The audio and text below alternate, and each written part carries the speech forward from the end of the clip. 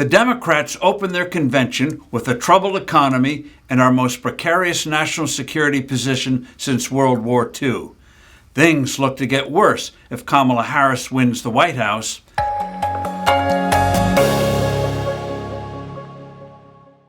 Hello, I'm Steve Forbes, and this is What's Ahead, where you get the insights you need to better navigate these turbulent times. Last Friday, the Democrats' presumptive nominee, Kamala Harris, delivered a much ballyhooed speech on what she plans to do about the economic mess that she and Joe Biden did so much to create. She almost sounded like she was running for president of socialist Venezuela. To begin with, she made a fundamental mistake about inflation. High prices are a result of inflation, not its cause. Let's repeat that. High prices are a result of inflation, not inflation's cause. Prices went up because of the value of the dollar went down. It was weakened. In addition, the COVID lockdowns disrupted the world's highly intricate supply chains, which also sent costs soaring. Recovery from those disruptions to production have been hampered by the monsoon of regulations the Biden-Harris team are inflicting. The reaction of the Biden-Harris administration to inflation is the ancient one of scapegoating.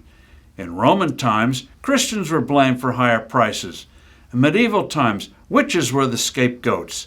A century ago, during the German hyperinflation, Jews were made the targets. During the 1970s, it was greedy oil producers. Today, it is price gouging by greedy corporations. Harris singled out supermarkets and grocery stores. Her solution? Price controls, which fail every time they're trotted out. Controls create shortages. People won't produce at a loss. Margins for food sellers are paper thin, less than 2 cents on the dollar. Even the Washington Post and New York Times gave Harris a Bronx cheer here. But Democrats and their media mouthpieces were supportive of her other nostrums. She wants 3 million more housing units to deal with shortages. The right way to do that is to encourage states to reduce barriers. In Texas, a housing development can be green-lighted in a matter of weeks. In California, it routinely takes years, if ever. A stable dollar would also help because it would bring with it lower interest rates.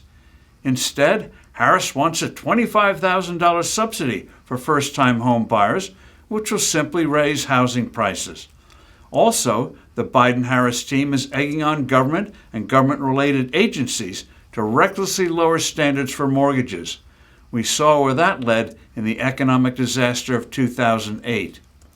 Naturally, Harris's affinity for price controls includes imposing national caps on how much rents can be raised.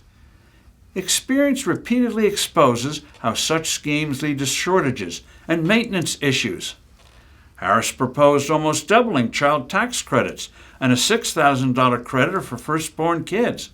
Both are Trojan horses for a national guaranteed income plan, where you get money whether you're working or not. Also, the Biden-Harris plot for putting price controls on drugs is proceeding apace, which is already slowing investment in research and development for new life-saving, life-enhancing medicines and devices. Under a Harris administration, government spending will balloon even more, depriving the economy of productive resources.